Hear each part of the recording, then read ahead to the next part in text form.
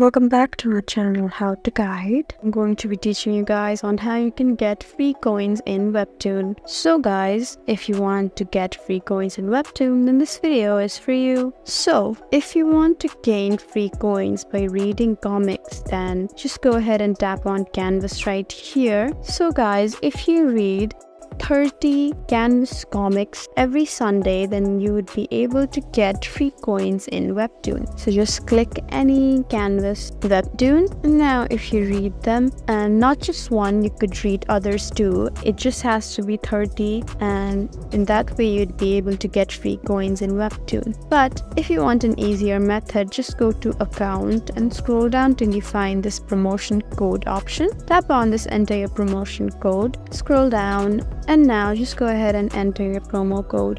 If you have found a promo code for free coins from your Discord or with the help of your friends, then just go ahead and enter here and tap on apply. And in that way too, you'll be able to get free coins. So there are several ways you could do that. This is two of many. And there you go guys, that's how you get free coins in Webtoon. I hope this video was helpful for you.